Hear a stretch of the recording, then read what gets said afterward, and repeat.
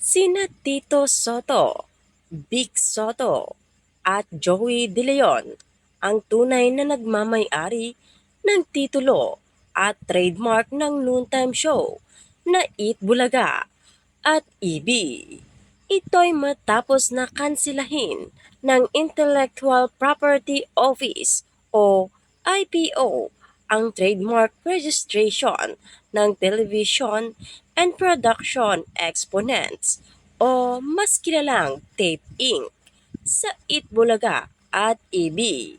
Sa inilabas na desisyon ni Attorney Josephine Alon, Adjudication Officer ng Bureau of Legal Affairs ng IPO, nabatid na hindi napatunayan ng tape kung paano nila nabuo ang Itbulaga mark. Kinatigan din ang IPO ang naging paliwanag at testimonya ng mga petitioners na sina Tito, Vic, and Joey o TVJ kung paano nila nabuo ang Itbulaga.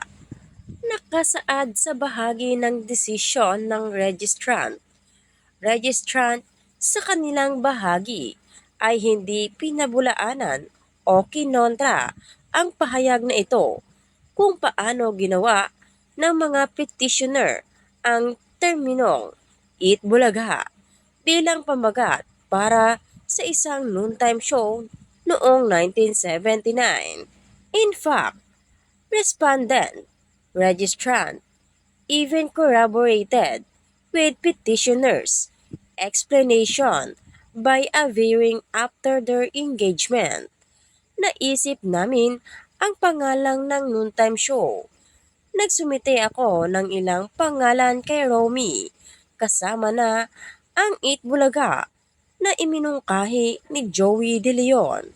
Ang bahagi pa ng resolution. Sa mga hindi pa aware, ang Romy na tinutukoy sa resolusyon ay si Romy Halushos at may-ari ng tape na siyang producer ng longest running noontime show sa bansa na mapapanood ngayon sa GMA7.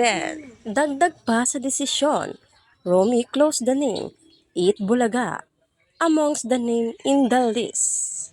Dagdag pa, pare-pareho sa pagiging tunay na may-ari ng markang Itbulaga, nag-apply ang mga petitioner para sa pagpaparehistro ng marka sa Intellectual Property of the Philippines noong Pebrero 2023 para sa klases 16, 18, 21, 25 at 41. Itinakda ng lumang batas sa trademark na ang may-ari mula sa mga kalakal, negosyo o serbisyo ng iba ay may karapatang magparehistro ng pareho. Sa pagkakaroon ng sapat na pagtatatag kung paano nabuo ng mga petitioner ang marka ng Itbulaga, ang mga petitioner at hindi respondent, registrant ang nagmamay-ari ng marka. Isinasaalang-alang na ang mga petitioner ang may-ari. Mayroon silang ganap at eksklusibong karapatan na irehistro ang marka ng Itbulaga at lahat ng mga pagkakaiba kasama ang subject mark na Itbulaga at EB mark sa ilalim ng pangalan nito.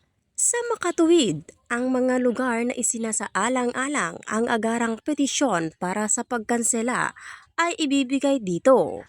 Ang reaksyon ng tape sa pamamagitan ng spokesperson nilang si Attorney Maggie Abraham Garduque. Ayon kay Attorney Garduque, ang tape's handling lawyer for IPO cases, Attorney Xiao, ay hindi pa nakakatanggap ng kopya ng nasabing desisyon. Ngunit, kung totoo ito sa ilalim ng mga patakaran, maaaring iapila ng tape ang desisyong ito sa direktor ng BLA ng IPO. Magagamit ng tape ang lahat ng legal na aksyon, remedyo upang maligtarin ang desisyong ito.